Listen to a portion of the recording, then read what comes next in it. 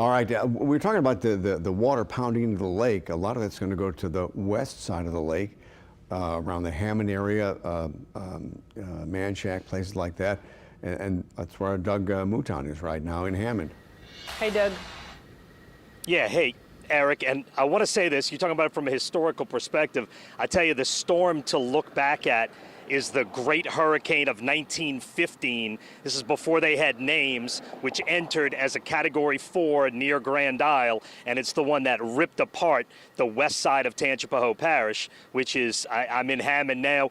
Once we get some daylight, we're going to take a ride to that Napton, Frenier, Rudock area, which was wiped out by that hurricane of 1915. I think if you're talking about from a historical perspective, that's the one to maybe see how these tracks are similar. And that was one of the most destructive hurricanes in American history.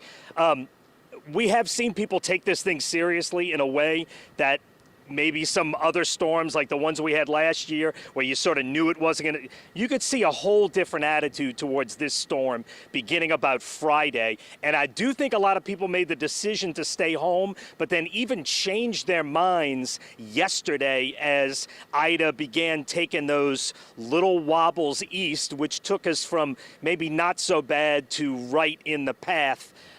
So we have seen a steady stream of people evacuating. Obviously, traffic was terrible all day yesterday, especially going west towards Houston. We also saw people gassing up and leaving in the middle of the night from here in Hammond, including the Hong family, who we caught up with. First of all, were you gonna stay until today? No, our plans were to leave to Houston. We weren't sure how the hurricane will be. And then once we saw that it's going to be a Category 4, we were like, we got to go. We got to go. And were you watching what the traffic situation was like today? Is that why you delayed? Oh, yeah, for sure. You know, we have family members that left earlier today, and they just got there. And how many hours? It was about 12, 13 hours. So it's pretty insane. Yeah, I know. So for us, leaving around this time, we were hoping that it died down, but as we saw on the GPS, it's still traffic. It's still traffic when you get close to there. Yeah, right. Close to there. It was about like towards Beaumont. It's still trafficy over there. So you guys made the decision at some point today, we're going to go, but let's go at 3 a.m. when right. the traffic's the lowest. Yeah. I just felt like that's the smart thing to do. Just go when people is either decided that they're going to stay or I doubt there's a lot of people that's going around this time. So. Or you hope so. I hope so.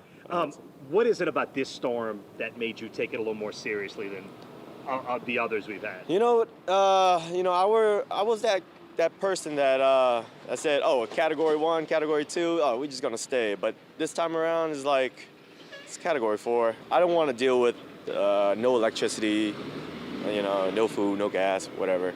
You could always prepare, but it's a big storm this time around. So we just decide we're just gonna go. Yeah, and who can blame them? And I think a lot of people have made that decision in the middle of the night. We're seeing a consistent breeze here now. We have not seen any outer bands here in Hammond.